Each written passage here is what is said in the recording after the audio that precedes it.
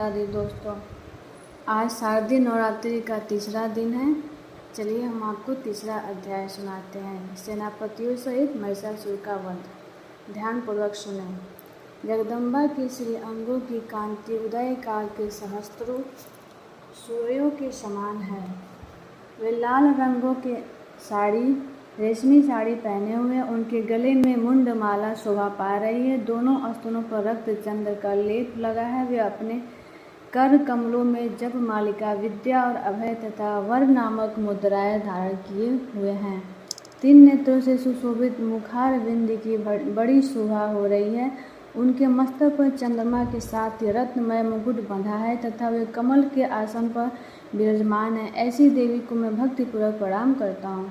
ऋषि कहते हैं, दैत्यों की सेना को इस प्रकार तहस नहस होते देख महादैत्य सेनापति त्रिशूल क्रोध में भरकर अंबिका देवी से युद्ध करने के लिए आगे बढ़ा। वह असुर रणभूमि में देवी के ऊपर से इस प्रकार बाणों की वर्षा करने लगा जैसे बादल मेरुगिरी के शिखर पर पानी की धार वर्षा रहा हो। तब देवी ने अपने बाणों से उसके बाण समूहों को अनायास ही काट कर उसके घोड़ों और सारथियों की मार डाला। साथ ही उसके धनुष तथा अत्यंत ऊंची ध्वजा को भी तत्काल काट गिराया। धनुष कट जाने पर उसके अंगों को अपने बाणों से बीध डाला। धनुष, रथ, घोड़े और सारथियों के नष्ट हो जाने पर वह असुर ढाल और तलवार लेकर देवी की ओर दौड़ा। उसने तीखी धार वाली तलवार से सिंह के मस्तक पर चोट करके देवी की भी बाईं भुजा में बड़े वेग से प्रहार किया। राजा देवी की बाह पर पहुंचते वह तलवार टूट गई। फिर तो क्रोध से लाल आंखें करके उस राक्षस ने शूल हाथ में लिया और उसे उस महादैत्य ने भगवती भद्रकाली के ऊपर चलाया। वह शूल आकाश से गिरते हुए सूर्य मंडली की भांति अपने तेज से प्रज्वलित हो उठा। उस शूल को अपनी ओर आते देख देवी ने भी शूल का प्रहार किया। उससे राक्षस के शूल के सैकड़ों टुकड़े हो गए। साथ ही महादैत्य त्रिशूल की भी धज्जियां उड़ गई।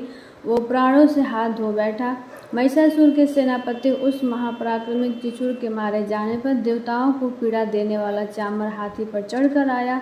उसने भी देवी के ऊपर शक्ति का प्रहार किया, किंतु जगदम्बा ने उसे अपने हुंकार से ही आहत एवं निष्प्रभ करके तत्काल पृथ्वी पर गिरा दिया। शक्ति टूटकर गिरी हुई देख चामर को बड़ा क्रोध हुआ। अब उसने शूल चलाया, किंतु देवी ने उसे भी अपने बाणों द्वारा काट डाला।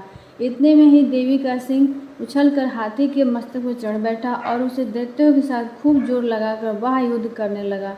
वे दोनों लड़ते लड़ते हाथी से पृथ्वी पर आ गए और अत्यंत क्रोध में भरकर एक दूसरे से बड़े भयंकर प्रहार करते हुए लड़ने लगे। तदंतर सिंह बड़े वेग से आकाश की ओर उछला और उधर से गिरते समय उसने पंजों की मार से चामर का सिर धड़ से अलग कर दिया।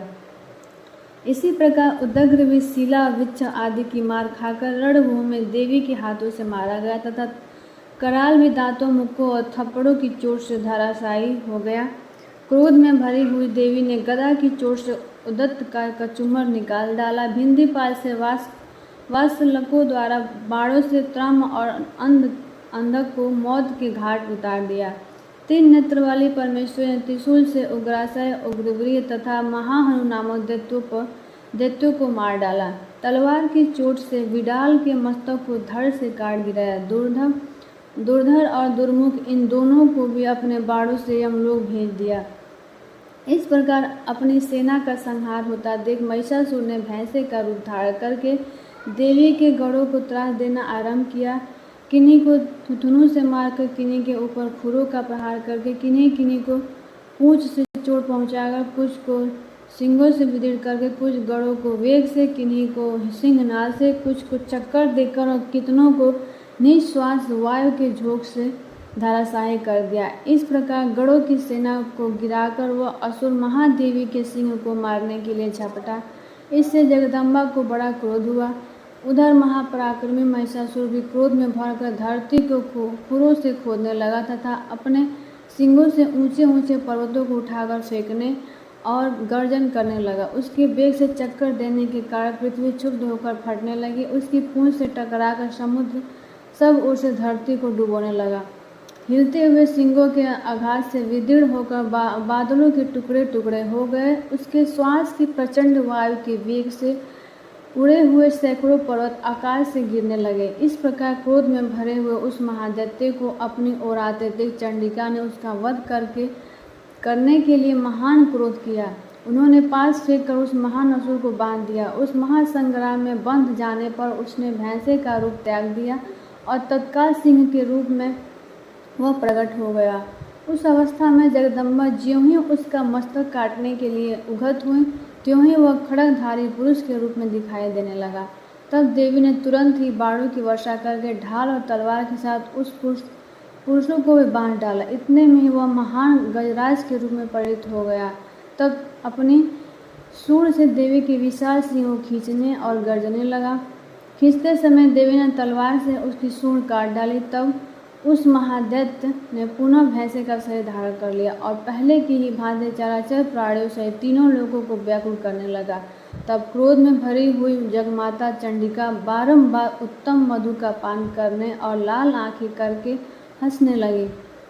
उधर वह बल और पराक्रम के मद से उन्मत्त हुआ राक्षस गर्जने लगा और अपने सिंगों से चंडी के ऊपर पर्वतों को फेंकने लगा। उस समय देवी ने अपने बाणों के समूह से उसके फेंके हुए पर्वतों को चूर करती हुई बोली। बोलते समय उनका मुख मधु के मद से लाल हो रहा था और बाणी लड़खड़ा रही। देवी ने कहा, ओ मूढ़, मैं जब तक मधु पीती हूँ तब तक तू क्षण भर के लिए खूब गर्ज ले। मेरे हाथ से यही तेरी मृत्यु हो जाने पर अब शीघ्र ही देवता भी गर्जना करेंगे।